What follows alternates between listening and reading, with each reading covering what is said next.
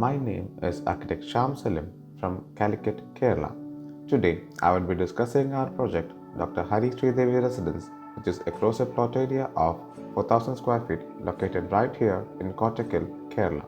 Before I start, please note that you can download the full PDF ebook of this house with detailed floor plans, photos, and fact file from buildofy.com, and the link is mentioned in the description below.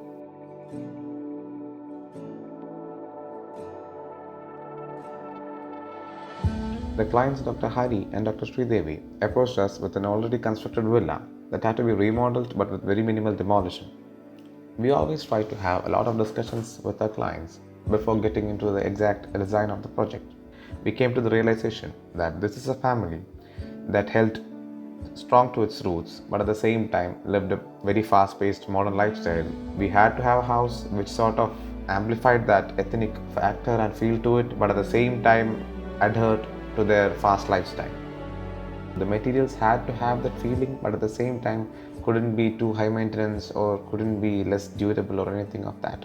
We tried to keep the material palette and the color palette as simple and warm as possible so that it stayed true to its earthly roots.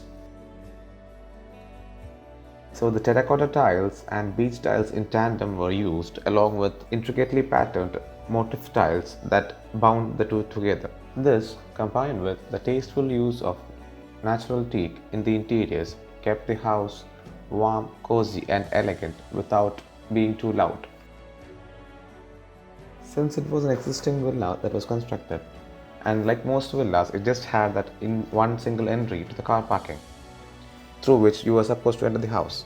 So we sort of tried to manipulate that into multiple access points so that more dynamism comes into the site utilization. On top of the original car parking entry, we added a separate pedestrian entry with a straight walkway that entered into the house, and for this we gave sort of a wooden pergola walkway and with the play of shadows that sort of adds to the drama as you enter the house. Another vehicular entry was given to the side yard so that a guest car parking can also be provided in case it's needed. Now, as you move on from the sit-out and into the house, you're facing a feature wall with the Lord Ganesha sculpture installed onto it with targeted lighting. From the sit-out, you move on into the formal living room of the house. This space had the volume but yet lacked the quality in the original structure with small windows. This was changed and large windows were brought in, and that sort of added a lot more light and air into the room and thereby increased the quality of the space tremendously. If you can notice, the windows are given split manner so that the louvers help you in taking the wind in when needed and closing it up when you don't want the air to come in. But at the same time, it also doubles up as an interesting lighting device that adds shadow and drama to the living space.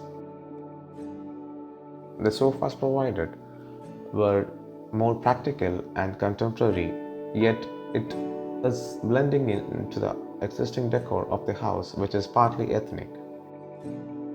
The star of the living room is the teak jula or artikattal as we call in Malayalam, which literally means a cord that can swing. This is a traditional living room element in all Kerala houses. However, in this case, you can see how it has been given a contemporary detail to sort of capture the essence of both into one. From the living room, you move on to the dining space, which opens up into a very cozy yet tiny side yard garden. The veranda here has a very beautiful piece of furniture that captures the romance of the old properly, and this is further amplified by placing a stone planter in the middle of the yard, which is a throwback to the Tulasi Taras that traditional Kerala houses used to have. A skylight was added to the stairwell to bring in more natural light into the dining and common areas, and a mural painting was kept onto the wall to sort of amplify the space even further. The space that was originally a hall on the first floor has been converted into a proper home theater for this family who are very much into movies. An adjoining bar counter has also been set up into this home theater.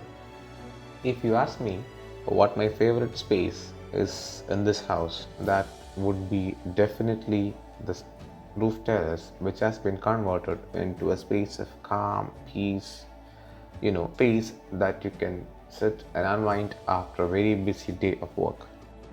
And this two-level terrace has been converted into a semi-outdoor space. The higher level has been given a glass roofing with wooden louvered ceiling. So this sort of brings in a play of light and shadows into the space and helps you sit and enjoy a cup of tea even when it rains.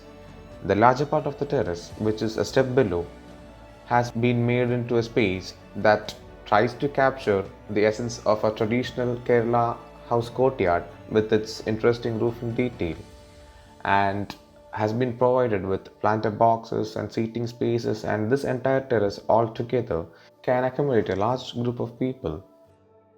The house has 4 bedrooms, of which 2 are on the ground floor and 2 are on the first floor. One of the rooms on the ground floor is where you can see the fancy of the client towards antiques and collectibles being taken into a different level. This room has been designed in a way so as to accommodate the traditional elements in its full glory. You can see a proper antique coat combined with an antique dresser table and a seating which is a repurposed antique coat. So this is the space in which the client didn't want it to be modernized and wanted it to be completely into antiques. The first floor has the master bedroom. The master bedroom is in tune with the rest of the house in its design detailing by capturing the modern and the old together.